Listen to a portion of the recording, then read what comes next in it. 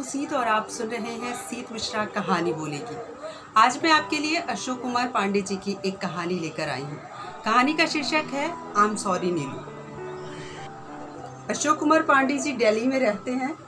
उनकी कई किताबें प्रकाशित हो चुकी हैं। शोषण के अभ्यारण, भूमंडलीकरण और उसके दुष्प्रभाव, लगभग अनामंत्रित कविता संग्रह है, प्रलय में लय जितना कविता संग्रह है, आईना दर आईना आलोचना है, कश्मीर नामा, कश्मीर और कश्मीरी पंडित, इस देश में मिलिट्री शासन लगा देना चाहिए कहानी संग्रह है, मार्क्स जीवन और विचार, मार्क्सवाद के मूलभूत सिद्धांत, कार्ल मार्क्स और उनका दर्शन।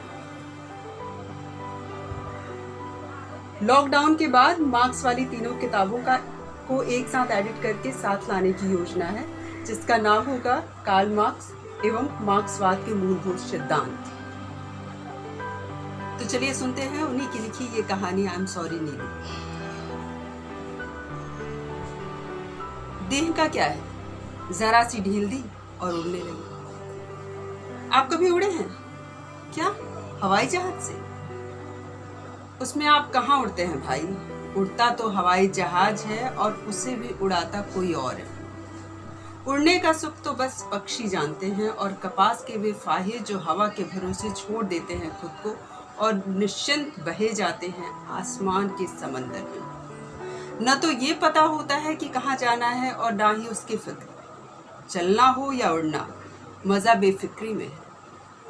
मंजिल की फिक्र चलने का मज़ा छीन लेती है। आपने कभी सिगरेट पी है?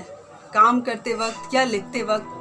सिगरेट पीने का मतलब है बस उसकी जान लेना और अपने सीने में थोड़ी आग भरना, जैसे कोई जानवर पेट भर रहा हो।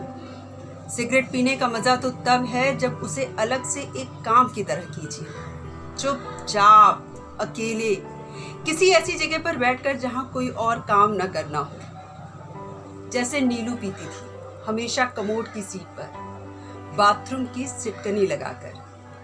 लेकिन ये उसने शुरू किसी मजे के लिए नहीं किया था, शुरू तो डर से किया था। उसकी जिंदगी के सारे किस्से डर से ही तो शुरू हुए थे। और कौन सी औरत है डर जिसकी जिंदगी का हिस्सा नहीं? हिस्सा क्या, डर तो हर औरत की जिंदगी का दारोगा होता है और दुख चौकीदार। इनसे छूटी तो कौन उसे औरत मानेगा? जब वो सिगरेट हाथ में लिए बाथरूम में जाती थी तो चौखट औरत को चौखट पर ही छोड़ जाती थी। फिर भी दुख तो भीतर आ ही जाता है और वो औरत बाहर खड़ी लगातार दरवाजा खटखटाती रहती थी। 10 साल हो गए आज, 10 साल, एक युग जिसमें दूध मुहा बच्चा तीसरी चौथी में पहुंच जाता है। एक हंसती खेलती लड़की उदास औरत में तब्दील हो जाती है। ज्यादातर धाराओं के बंदी छूटकर घर आ जाते हैं। कितना सारा पानी बह जाता है नदियों में, लेकिन जब ठहर जाते हैं ये बरस समंदर की कोख में पड़ी किसी अभागी जहाज की तरह, तो डूब ही तो गई थी उसकी जहाज यात्रा के पहले ही पड़ाव पर।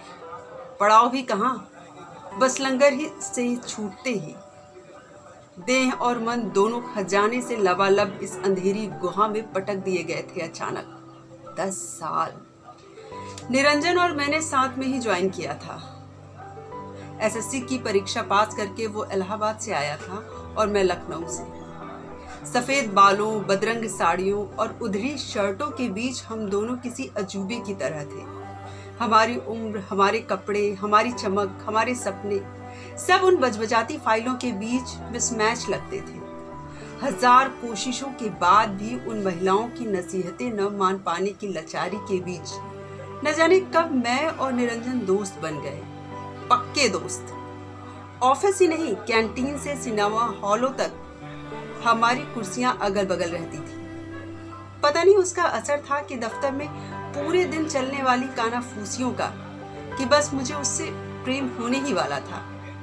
फिर उस दिन कैंटीन में तमाम फुसफुसाहटों के बीच निरंजन ने मुझसे कहा, अगर नीलू ये सब सुन ले तो मार ही डाले मुझे। नीलू? ये नाम पहली बार सुना था मैंने और चौंक गई थी। फिर उसने सब बताया, कैसे नीलू और वो एक ही क्लास में नर्सरी से एमए तक साथ पढ़े, और ऐसे जुड़े कि कभी किसी को प्रपोज करने की ज़रूरत ही नहीं पड़ी और दिक्कत भी तो नहीं आई थी कोई। दोनों के पिता अच्छे दोस्त, एक ही जाति, सब जैसे किस्मत की कलम से लिखा हुआ था। थोड़ा झटका ज़रूर लगा मुझे, लेकिन संभाल लिया। अगले महीने ही शादी थी उनकी। फिर सब कितनी जल्दी जल्दी हुआ। शादी के बाद उसका लौटकर अकेले आना, नया फ्लैट किराए पर मैंने ही दिलवाया था। गैस के चूल्हे से लेकर सोफे तक सब उसके साथ साथ पसंद कराया। वो नीलू को लेकर लौटने के लिए इलाहाबाद चला गया और लौटी तो बस उसकी एक्सीडेंट की रिपोर्ट। उफ, उस एक पर लगा मैं नीलू हो गई थी। कितनी रातें बस आंसुओं में, कितने दिन बस उदासी में, कितने महीने बस एक चुप्पी में। और फिर जब नीलू को देखा तो लगा कि मैं नीलू कभी हो ही नहीं सकती थी। उसकी आंखें जैसे कोई अंतहीन सुरंग। जब निरंजन था तो यकीनन इसमें कोई समंदर लहराता होगा। मुझे देखा तो बस लिपट गई, ना आंसू न कोई आवाज़। बहुत देर बाद जब कहा कि निरंजन आपकी बहुत बातें करते थे, तो लगा जैसे आवाज़ उसी सुरंग से आई है। बस इतना बोल पाई कि वो तुमसे बहुत प्यार करता था, और दोनों के आंसू साथ साथ निकल आए। जो लोग दफ्तर में निरंजन को कभी पसंद नहीं करते थे, उन्होंने भी नीलू के मर्सी अपॉइंटमेंट में पूरी मदद की। एसओ साहब खुद फाइल लेकर दिल्ली तक गए नीलू के पापा के साथ, और ठीक 4 महीने बाद वो मेरे बगल की उसी सीट पर थी। एक गदुम्बी सी साड़ी, बीच से निकली सीधी मांग जो कहीं खत्म ही नहीं होती थी, हाथ में एक काला कंगन, और उन सूनी सुरंगों के दरवाजे पर बैठा ढेर सारा डर। सुबह हॉस्टल से मेरे साथ निकलते हुए उसने पूछा था, मैं कर पाऊंगी ये सब? मैंने बस उसके कंधे थपथपाए और कहा, कुछ करना नहीं होता, सब हो जाता है। और सब होता गया। दिन बीतते गए, वो दफ्तर के माहौल में ढलने लगी। दुख की बदलियों के बीच धूप के छोटे छोटे टुकड़े, डर के कुहासे के बीच रोमांच की कतरा कतरा रोशनी। हालांकि वो भी लोगों को कम नहीं खलती थी। जिस दिन पहली बार उसने बिंदी लगाई, वो काली बिंदी भी लोगों की नजरों में शूल की तरह गड़ी। उसकी मुस्कुराहट लोगों की आंखों में प्रश्नवाचक चिन्हों की कतारें खड़ी कर देती। साड़ी की जगह सूट क्या पहना, नसीहतों की बर्छियां उसके कलेजे को भेदती चली गईं। ऐसे मौकों पर वो बस चुप रह जाती, हाथ में चाय का कप लिए हिचकियों में डूब जाती, और लोग अपनी गलदशों सहानुभूतियों में तृप्त कहते, निरंजन बेटे जैसा था हमारा, तुम्हारे भले के लिए ही कह रहे हैं। और उसकी सुरंगें और वीरान हो जाती। मैं भरसक कोशिश करती उसे उन सबसे दूर रखने की, लेकिन कितना कर पाती। हॉस्टल के कमरे में भी वो बिल्कुल अकेले पड़ी रहती, सामने निरंजन की तस्वीर को घूरती रहती।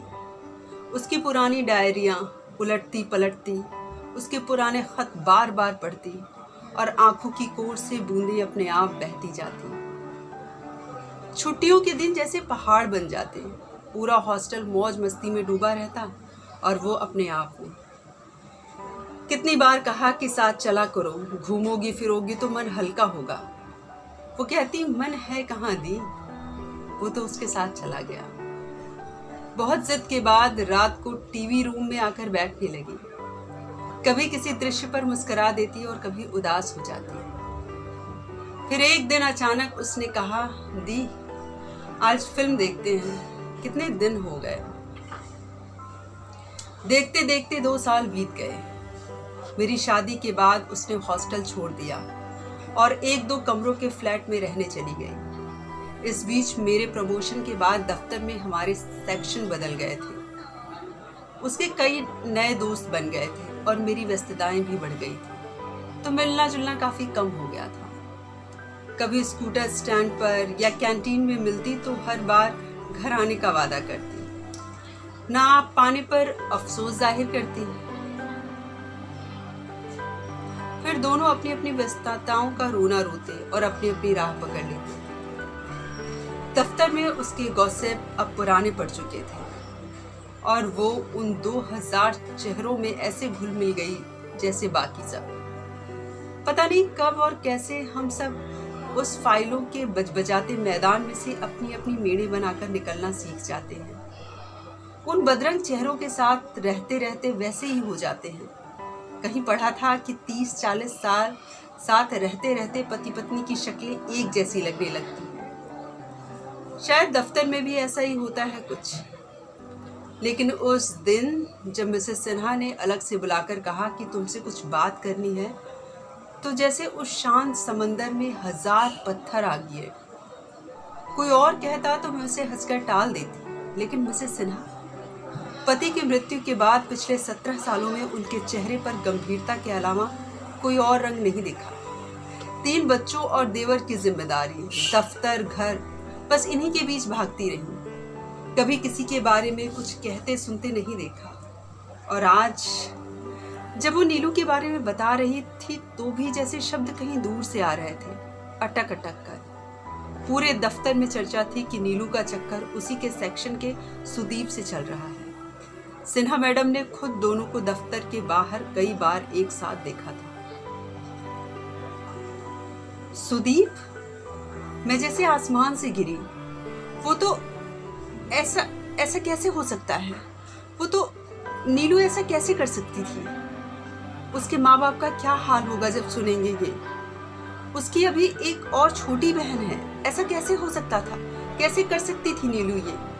मन किया सीधे उसके सेक्शन पे पहुंचूं और फिर लगा कि मुझे क्या, उसकी जिंदगी जो चाहे करे। लेकिन ऐसा कैसे?